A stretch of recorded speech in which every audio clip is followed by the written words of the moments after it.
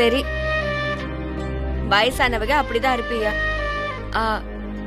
சஞ்சய், நீ ஏன் இம்பட்டு சோகமா இருக்க? உனக்குதான் அழுகிறதே பிடிக்காதுல்ல?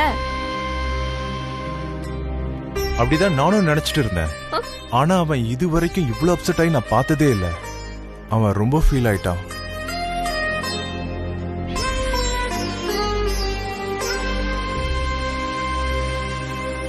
டேய் சுமாரா. ஓ, அதே இந்த தரையெல்லாம் ஈரமா இருக்கோ?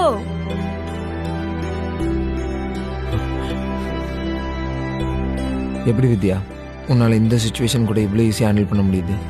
அதான் வித்யா. நான் கொஞ்சம் கேர்ஃபுல்லா இருந்திருந்தா இப்படி நடந்திருக்காதுல்ல. என்ன காப்பாற்ற ட்ரை பண்ணி தான் உனக்கு இந்த மாதிரி நடந்துருச்சு. சாரி வித்யா. அப்படிலாம் ஒண்ணு இல்ல சஞ்சய்.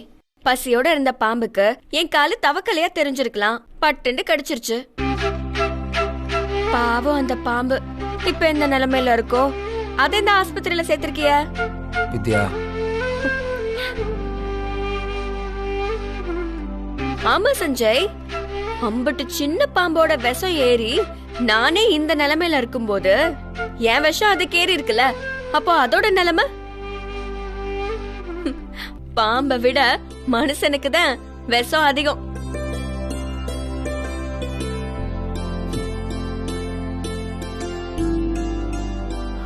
இல்ல வித்யா, உனக்கு எவ்வளவு கஷ்டம் வந்தாலும் உன்னால யாருக்கும் கஷ்டம் வரக்கூடாதுன்னு நினைக்கிற பாரு. இந்த மனசுக்கு நீ நல்லா இருப்போம். சார், பில் பே பண்ண வேண்டியிருக்கு. சார் சார் நீங்க இருங்க, நான் போய் பே பண்ணிட்டு வந்துடுறேன். இல்ல தம்பி, நான் பணம் கட்டிடுறேன். இல்ல செல்வா, நீ சும்மா இருக்க மாட்டா? ஐயா இல்லையா. வேறாண்டி, நீ போயிட்டு ஐயா. என் வீட்டு பிள்ளைக்கு நான் தானே செலவு பண்ணணும். உங்க வீட்டு பொண்ணு கல்யாணமாகி 2 நாள்ல இன்னொரு வீட்டுக்கு போக போறேன் தாத்தா. உடனே மூஞ்சி சுருங்கிருமே. நான் எங்க போனாலும் உன் பேத்திதான். நீ நினைச்ச உடனே உன்னைய பார்க்க நான் கிளம்பி வந்துருவேன். போதுமா?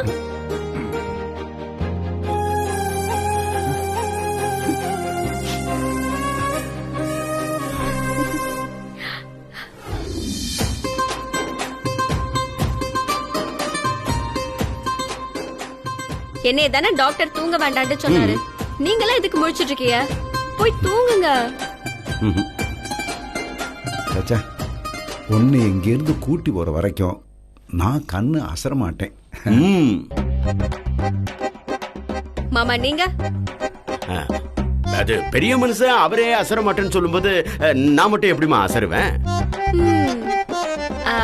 சஞ்சய் நீ? உனக்காக இது கூட பண்ணலன்னா எப்படி வித்யா? நானும் தூங்க மாட்டேன். பாபி நீ? நண்பனே முழிச்சிட்டு இருக்கும் போது நான் மட்டும் எப்படிங்க தூங்குறது? இப்படியே ஒருத்தர் முகத்தை ஒருத்தர் பாத்துக்கிட்டே இருந்தா இப்படி பொழுது போக்க வேண்டாமா? சரி, அது என்ன பண்ணலாம்? நான் தூங்க கூடாதுன்னு தானே நீங்க எல்லாரும் என்னை சுத்தி உட்கார்ந்துட்டு இருக்கீங்க. ஆமா ஆமா ஆமா. அப்போ நான் தூங்காம இருக்கிறதுக்கு ஏதாவது பண்ணுங்க. வித்யா, நான் வேணா ஒரு கதை சொல்லட்டா? எதுக்கு? இங்க இருக்கிற எல்லாரும் மொத்தமா தூங்குறதுக்கா? என்ன தாத்தா நீங்க? ஒண்ணு பண்ணலாம், நான் வேணா பாட்டு பாடுறேன். ஓ, இப்ப நீங்க பாட்டு பாடி வித்யாவும் தூங்கணுமா? நான் பாடு வேணாம். டாக்டர் சொல்லிருக்காங்களே வித்யா தூங்க கூடாதுன்னு. சென்னையா இருந்தா கொசு நல்லா கடிக்கும், தூக்கமே வராது. இங்க ஒரு கொசுவை கூட காணுமே மச்சான். டேய் ஏன்டா, ஏற்கனவே அவ பாம்பு கடிச்சுதான் அட்மிட் ஆயிருக்கா.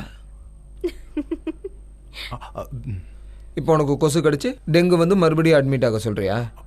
என்ன லூசு பையில, வேற ஏதாவது ஐடியா கொடு. என்கிட்ட ஒரு ஐடியா இருக்கு, ஆனா நீங்க எல்லாம் பண்ணுவீங்களான்னு தெரியலையே. உனக்காக நான் எது வேணாலும் செய்வேன், நீ என்னன்னு சொல்லு. அப்புறம் பேச்சு மாறக்கூடாது. மாற மாட்டோமா? நாங்க மாற மாட்டோம். சாமி சத்தியம்? சாமி சத்தியமா தான். சாமி ஆசாமி எல்லாரும் மேலயும் சத்தியமா. அப்போ சரி, போன்ல பாட்டு போட்டு எல்லாரும் சேர்ந்து டான்ஸ் ஆடுங்க. Super idea. Super super. வேறாண்டி சும்மா இரியா, இந்த வயசுல நான்லாம் டான்ஸ் ஆடினா நல்லாவா இருக்கும்? அதெல்லாம் நல்லா இருக்கும். சத்தியம் பண்ணிருக்கீங்க, அப்புறம் சாமி கண்ணை குத்திடும். ஆமா தாத்தா, கண்ணை குத்திடும். வித்யா கலக்குறோம். முதல்ல யாருன்னு நீயே செலக்ட் பண்ணு. தாத்தா. ஆ நானா? என்னம்மா நான் எப்படித்தா?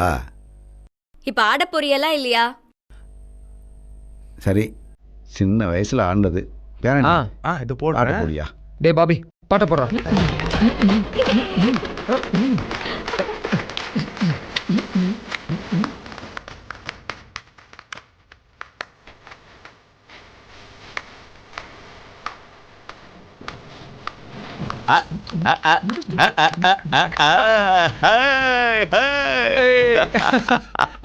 குயிலு மனசுக்குள்ள பாட்டுக்கும் பஞ்சம் கவலை கட்டு துள்ளிக்கிட்டு கவலை விட்டு கச்சை கட்டு ஆடத்தான்.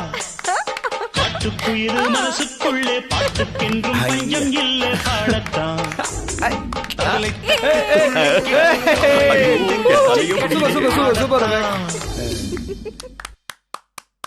ஏயா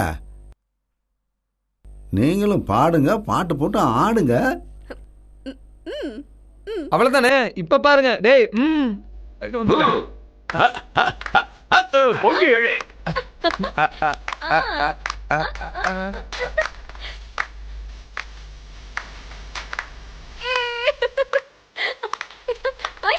மாமா சூப்பர்.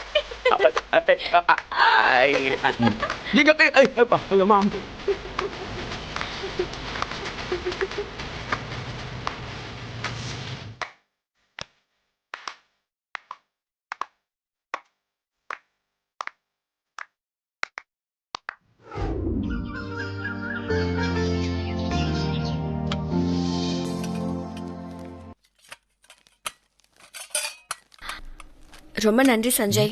எதுக்கு? எல்லாத்துக்கும் தான். நேத்து எல்லாரும் சேர்ந்து என்னை ரொம்ப சந்தோஷமா பாத்துக்கிட்டியல, இந்த நாளை நான் என்னைக்குமே மறக்கவே மாட்டேன் சஞ்சய்.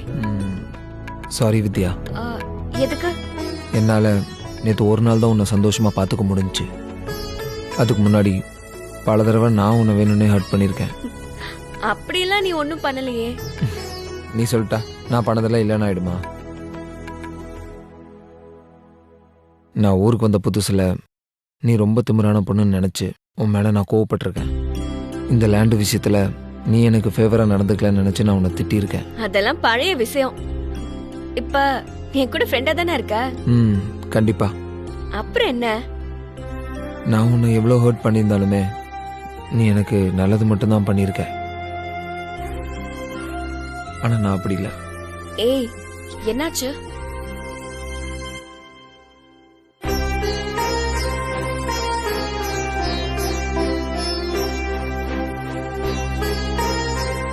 தாத்தா என்கிட்ட உன்னை கல்யாணம் பண்ணிக்கிறியான்னு கேட்டார். நான் அவர்கிட்ட ஒரு படிக்காத பொண்ணை எப்படி கல்யாணம் பண்ணிக்கிறதுன்னு கேட்டேன். உன்னை என் அம்மாவுக்கும் சுத்தமாக பிடிக்காதுன்னு சொல்லி நான் தான் அவாய்ட் பண்ணேன். உனக்கு அப்படி எந்த ஒரு ஐடியா வந்துடக்கூடாதுன்னு பொய்யா மேகனாவை கல்யாணம் பண்ணிக்க போகிறதா சொன்னேன்.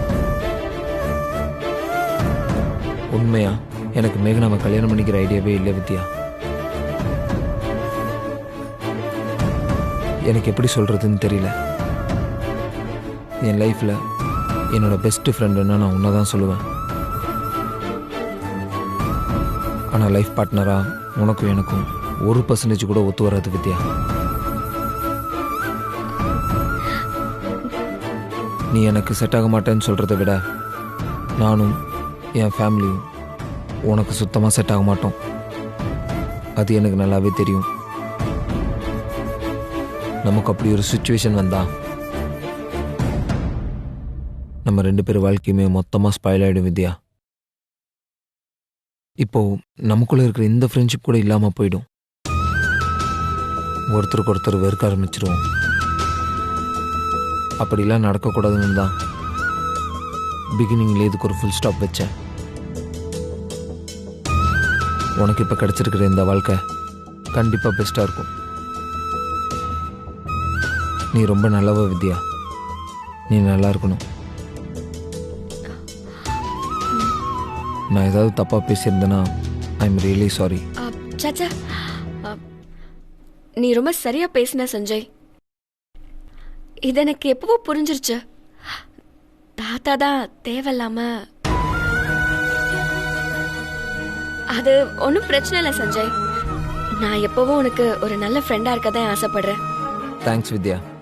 அண்ட் உன் கல்யாணத்துக்கு என்னோட பெஸ்ட் விஷஸ்.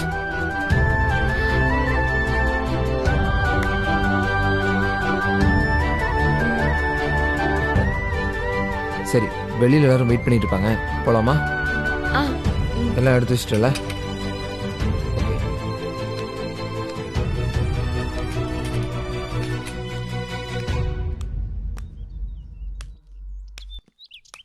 வாமா தாத்தா. ஆத்தா நீ கிளம்புமா. ம். தம்பி, ஆ? உங்க குடும்பத்து நிழல் கூட வித்யா மேலேயும் லட்சுமி மேலேயும் படக்கூடாதுன்னு என் மச்சான் சொல்லிட்டு போயிருக்காரு.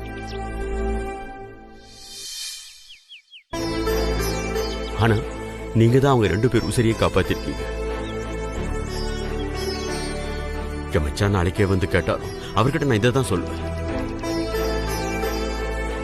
சார், எதிரியாக இருந்தாலும் அவங்களுக்கு ஒரு ஆபத்துனா முன்னாடி நின்று உதவி பண்ணணும்னு எனக்கு கற்றுக் கொடுத்ததே வித்யா தான் சார். அந்த பெருமை வித்யாவை தான் சார் சேரும். பாபே வந்து வண்டி எடுப்பா.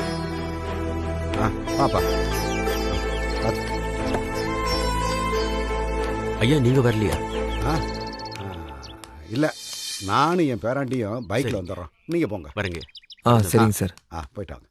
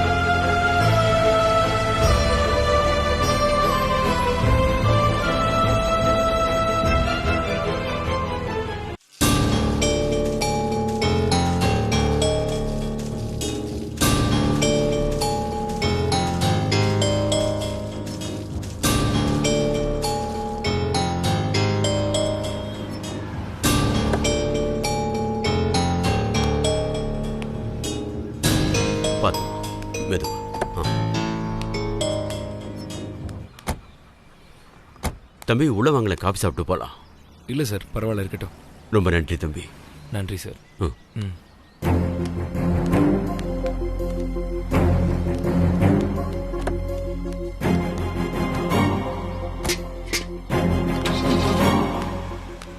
என்ன மாமனும் மருமவளும் பெரிய வீட்டு கார்ல வந்து இறங்குறீங்க? இருக்கட்டும், அதுக்கு என்ன இப்போ? என்னவா? எங்க போயிட்டு வரீங்க? ஆஸ்பத்திரிக்கு. எதுக்கு? பாசமான பேத்திய பிரிய போற சங்கடத்துல அந்த பெரியவருக்கு முடியலையோ? கல்யாணத்தை நிறுத்திவிட்டு இங்கே இருக்க சொல்றாரா? என்ன பேசுற நீ? நான் எதுவும் தப்பா சொல்லலையே. காசு கொடுத்தாலும் சொன்ன வேலைய ஒழுங்கா செய்யறதுக்கு ஆள் இல்லாதப்ப சொல்லாத வேலைய சேர்த்து செய்யறவளாச்சே இவ. அவ கட்டிட்டு போயிட்டா அவருக்கு தானே கஷ்டம். உனக்கு தான் பாசத்துக்கும் சுயநலத்துக்கும் வித்தியாசமே தெரியாது. அடுத்தவங்க மேல உனக்கு என்ன அக்கறை வேண்டி கிடக்கு? நீ இப்படிதான் பேசுவ. அவரு வித்யா மேல காட்டுறது பாசம், நான் இவளுக்கு ஒரு கல்யாணம் பண்ணி பாக்குறது சுயநலமா? நல்லா இருக்கியா உன் நியாயம்? நிறுத்து. பாவம், அந்த புள்ளையே செத்து பொழைச்சு வந்திருக்கு, அதுகிட்ட போய் வியாகியானம் பேசிக்கிட்டு இருக்க. என்னையா சொல்ற? இவளுக்கு என்ன? சஞ்சய், பாம்பு!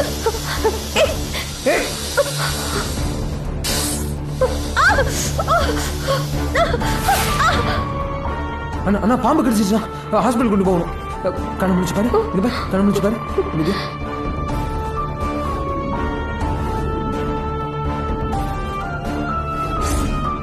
பாம்பு கடிச்சிருச்சா? என்ன வித்யா, இப்ப எப்படி இருக்கு? பரவாயில்ல, இப்போ நல்லாதான் இருக்க. தேதி குறிச்ச புள்ள வீட தாண்ட கூடாதுன்னு சொன்னா எங்கயாவது கேக்குறியா? ஏண்டி உனக்கு ஒரு நல்ல வாழ்க்கை அமைச்சு கொடுக்கலான்னு நாங்க அரும்பாடுபட்டா நீ அதுக்கு இடைஞ்சலா இருந்தா எப்படி? நீலா, சும்மா புலம்புறத நிறுத்து. இனி பயப்பட வேணாம்னு டாக்டர் சொல்லியிருக்காங்க. ஏதாவது ஆயிருந்தா தாயில்லாத பிள்ளைய பாம்பு கடிக்க வச்சு கொன்னுட்டான்னு ஏன் தலை தானே இந்த ஊர் உருட்டும். நீ அந்த மாதிரி பேர் எடுத்து வச்சிருக்க. என் பேர் மட்டும் இல்ல, இவ பேரும் அரசல் புரசலா தப்பாகிட்டு தான் இருக்குது.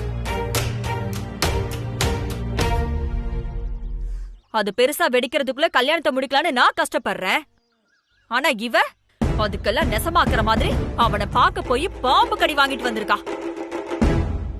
இந்த விஷயம் எல்லாம் மாப்பிள்ளை வீட்டுக்காரங்களுக்கு தெரிஞ்சா என்ன ஆகும்னு தெரியும்ல. உன் மைக் செட் வாயை வச்சுக்கிட்டு நீ சும்மா இருந்தா போதும், எந்த பிரச்சனையும் வராது. ஆமா, ஹார்மோனிய பெட்டியை கட்டிக்கிட்டேன்ல, நான் மைக் செட் தாயா. கொஞ்சம் அனத்தாம இருக்கியா? சஞ்சய் மட்டும் இல்லனா பாவம் அந்த புள்ளைய உசுரோடையே பாத்துக்க முடியாது தெரியுமா? அவங்க உறவை போய் தப்பா பேசிட்டு இருக்க. அந்த புள்ள ஆஸ்பத்திரி இருந்து வந்திருக்குல்ல, அதுகிட்ட ஒரு 4 வார்த்தை ஆறுதலா பேசலாம்ல, அதை விட்டு அசிங்கமா பேசிட்டு இருக்க. வித்யாமா, நீ வாமா பாத்து.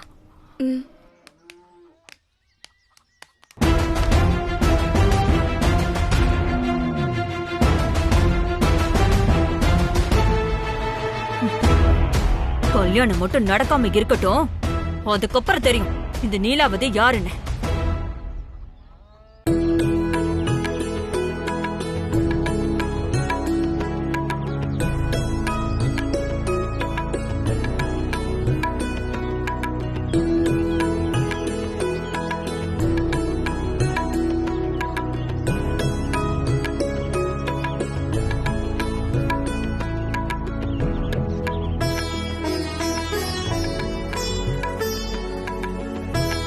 ஏய், இந்த மூமெண்ட்டுக்காக எவ்வளோ நாள் வெயிட் பண்ணோம். கெட்டது தாண்டா உடனே நடக்கும், நல்லது நடக்க கொஞ்சம் டைம் ஆகும்டா.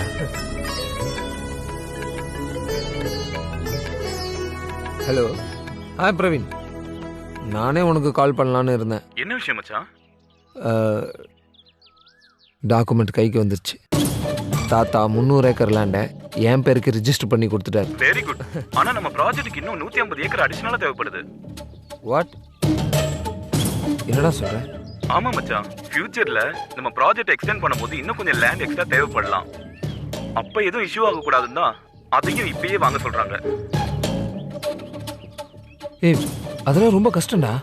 இல்லடா, கண்டிப்பா வேணும்னு சொல்றாங்க. இல்லனா ப்ராஜெக்ட் ஆரம்பிக்க முடியாது. உன்னால முடியும் சஞ்சய், ட்ரை பண்ணு. பாய்டா. மச்சான், என்னாச்சுடா? மாத்தி மாத்தி பேசுறாங்கடா. இன்னும் 150 ஏக்கர் வேணுமா? ஃபியூச்சரில் ப்ராஜெக்டை டெவலப் பண்ணும்போது எந்த ஒரு பிரச்சனையும் வரக்கூடாதுன்னு சொல்லி இப்போவே பிளான் பண்ணுறாங்களாம். ஏன் இதெல்லாம் முன்னாடி சொல்லி தொலைய மாட்டானுங்களா? இதை வாங்குறதுக்கு எவ்வளோ கஷ்டப்பட்டோம். இப்போ இன்னும் 150 ஏக்கர் வேணும்னு கேட்டால் தாத்தா என்ன நினைப்பாரு?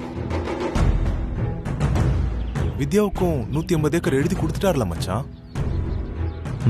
ஆமாடா. இல்லைனா கூட கேட்டு பார்க்கலாம் மச்சான். எனக்கும் யோசனையாக தான் இருக்கு மச்சான். உன் தாத்தாவை தவிர வேற யாருக்கிட்ட லேண்ட் வாங்க முடியுமாடா? அதுக்கு சான்ஸே இல்லடா. இந்த லேண்டு பக்கத்தில் தாத்தாவோட லேண்டு மட்டும்தான் இருக்கு.